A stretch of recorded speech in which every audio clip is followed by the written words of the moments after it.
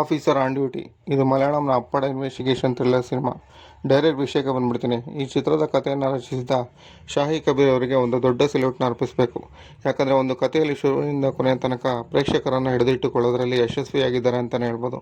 ಯಾಕಂದರೆ ಈ ಚಿತ್ರದಲ್ಲಿ ಸಾಲು ಸಾಲು ಕೊಲೆಗಳು ನಡೀತಿರುತ್ತೆ. ಆ ಸಾಲು ಸಾಲು ಕೊಲೆಗಳಿಗೆ ಒಂದೇ ಕಾರಣ ಆಗಿರುತ್ತೆ. ಅದೇನು ಅಂತ ನೀವು ಸಿನಿಮಾದಲ್ಲೇ ನೋಡಿ, ಅಷ್ಟು ಸಖತ್ತಾಗಿ ಸ್ಕ್ರೀನ್ ಪ್ಲೇನ ಕಟ್ಕೊಟ್ಟಿದ್ದಾರೆ. ಈ ಚಿತ್ರದ ನಡೆದ ಬಗ್ಗೆ ಮಾತಾಡಲೇಬೇಕು. ಅವರೇ ಆನ್ ಡ್ಯೂಟಿಲಿ ಇರೋ ಪೊಲೀಸ್ ಆಫೀಸರ್. ಹೆಸರು ಕುಂಚಾಕೋ ಬೋಬನ್. ಏನು ಆ್ಯಕ್ಟಿಂಗ್ ಗುರು ಯಪ್ಪ. ಶುರುವಿನಿಂದ ಕೊನೆ ತನಕ ಇವರದೇ ಆರ್ಭಟ.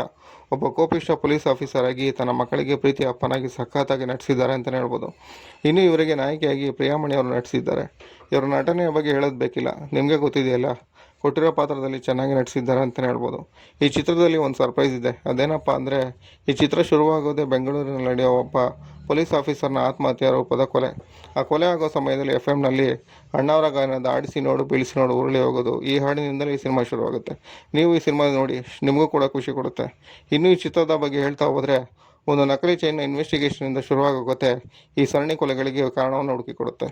ಟ್ವಿಸ್ಟ್ಗಳ ಮೇಲೆ ಟ್ವಿಸ್ಟ್ನ ಜೊತೆಗೆ ಇತ್ತೀಚಿನ ದಿನಗಳಲ್ಲಿ ಡ್ರಗ್ಸ್ಗಳ ಬಗ್ಗೆ ಮಾಹಿತಿ ಕೊಡ್ತಿರೋ ಚಿತ್ರಗಳನ್ನು ನೋಡ್ತಿದ್ರೆ ಪ್ರತಿಯೊಬ್ಬ ತಂದೆ ತಾಯಂದಿರಲ್ಲಿ ಆತಂಕ ಮೂಡೋದಂತೂ ಸಹಜ. ತಮ್ಮ ಮಕ್ಕಳ ಮೇಲೆ ನಿಗಾ ಇಡಿ ಅಂತ ಈ ಚಿತ್ರದಲ್ಲಿ ಸಂದೇಶವನ್ನು ಕೊಟ್ಟಿರೋದಂತೂ ಸತ್ಯ. ಈ ಚಿತ್ರದ ಬಗ್ಗೆ ಇಷ್ಟು ವಿವರಣೆ ಸಾಕು ಅನ್ಕೋತೀನಿ. ಈ ಚಿತ್ರ ಪ್ರತಿಯೊಬ್ಬರು ನೋಡಲೇಬೇಕಾದ ಚಿತ್ರ. ಈ ಆಫೀಸರ್ ನೆಟ್ಫ್ಲಿಕ್ಸಲ್ಲಿ ಆನ್ ಡ್ಯೂಟಿಲಿದ್ದಾರೆ ಅಂತ ಹೇಳ್ತಾ ಮಿಸ್ ಮಾಡದೆ ಒಂದು ಸಲ ನೋಡಿ.